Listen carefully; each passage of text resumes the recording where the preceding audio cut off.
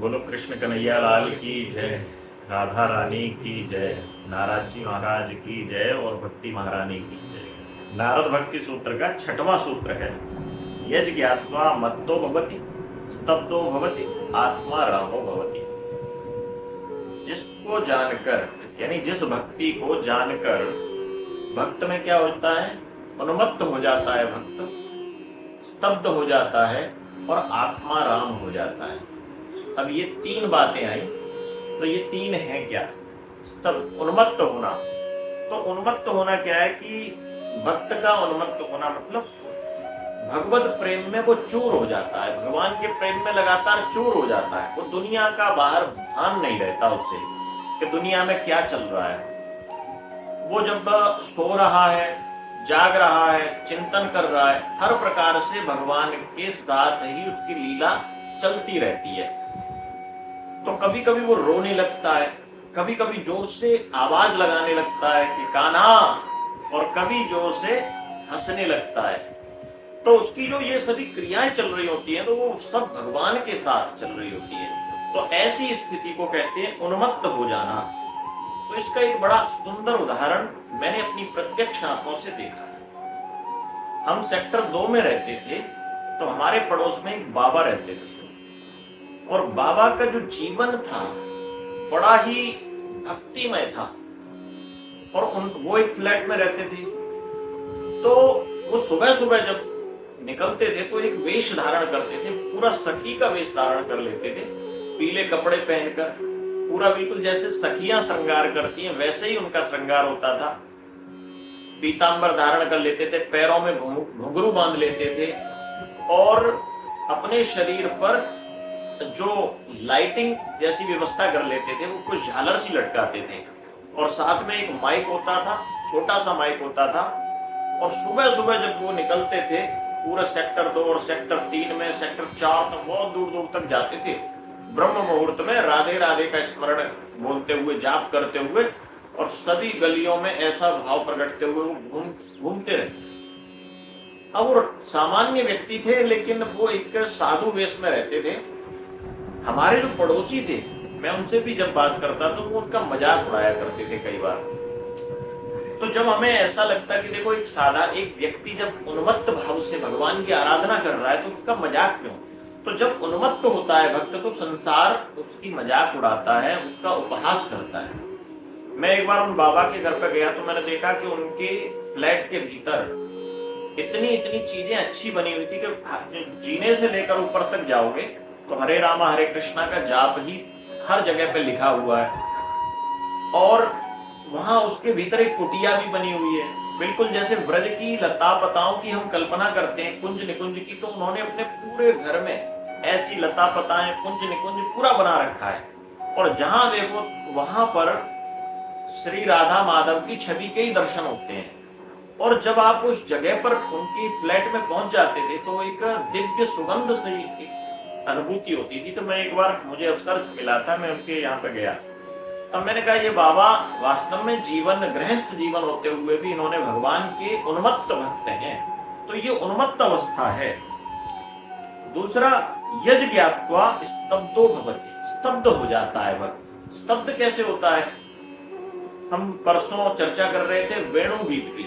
तो वेणु गीत में गोपी कहती है, अरे सखी देख, जब कान्हा की मुरली बजती है ना, तो सारे उन्मत्त हो जाते हैं। तो दूसरी सखी कहती है कि देख, उन्मत्त की स्थिति क्या है? ये देख, जो जीव जंतु है ना, खग मृग गोप ग्वाल और मोर, और इनकी बात करें, गैयों की बात करें, ये, और नदियों की बात करें, यानी यमुना जी की भी बात करें, तो ये तो रुक जाते हैं, एकदम स्तब्ध होकर सुनते हैं, आंखें फाड़ के, एकदम कानों को खोल के, बिल्कुल भगवान की छवि को निहारते हुए स्तब्ध होकर सुनते हैं कान्हा की वेणुनाद को।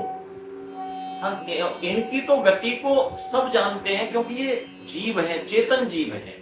लेकिन मेरा अपना अनुभव है कि जब कान्हा की मुरली बजती है, तो ये जड़ वस्तुएं हैं ना, जितने भी, ये पेड़ की बात अगर हम करें तो पेड़ भी रोमांचित हो जाते हैं। तो ये स्तब्धता है। तो कान्हा की वेणुनाद में जब ये स्थिति बनती है, तो भक्त कैसा हो जाता है? स्तब्धो भवत। इसीलिए सुखदेव जी कहते हैं एव विधा भगवतो या वृंद वनचारिण है वर्ण यंतो मिथो गोप्य क्रीडस्तनमयतां येयु। जब कान्हा गोचारण लीला करने के लिए जा रहे होते हैं या गोचारण लीला करने के बाद आते हैं, तब उनकी जो छवि का दर्शन है, जो वेणुनाद करते हुए आते हैं, तब उनकी छवि का जो दर्शन है, वह जो छवि है वो स्तब्ध करने वाली है। तो ये सुखदेव जी कहते हैं। और स्तब्ध क्या है कि जब भगवान श्री राम अपने भ्राता लक्ष्मण जी के साथ मिथिला में पहुंचते हैं, अपने गुरुजी विश्वामित्र जी के साथ, तब वहां पर गुरुजी के बारे में जब पता चलता है कि विश्वामित्र आए हैं, तो जनक जी दौड़कर उनके स्वागत के लिए जाते हैं। और जनक जी पूछते हैं विश्वामित्र जी ने आने में कोई कष्ट तो नहीं हुआ? विश्वामित्र जी कहते हैं नहीं। लेकिन जनक जी और विश्वामित्र जी की वार्ता चल रही है। जो जनक जी ब्रह्म के उपासक हैं, ब्रह्म यानी निर्गुण निराकार पर ब्रह्म के उपासक हैं, वो सगुण ब्रह्म की मूर्ति को देखकर एकदम ब्रह्म सुख का त्याग कर देते हैं, तो स्तब्ध हो जाते हैं वो भी। इन्हीं विलोकते अति अनुरागा बरबस ब्रह्म सुख है मन त्यागा।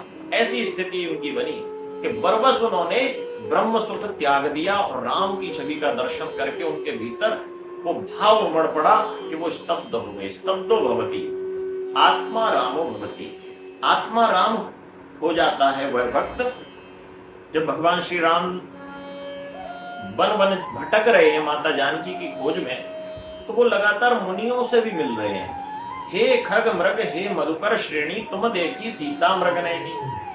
तो वो खग मृगों से भी पूछ रहे हैं, मधुकरों से भी पूछ रहे हैं कि तुमने कहीं सीता को देखा है।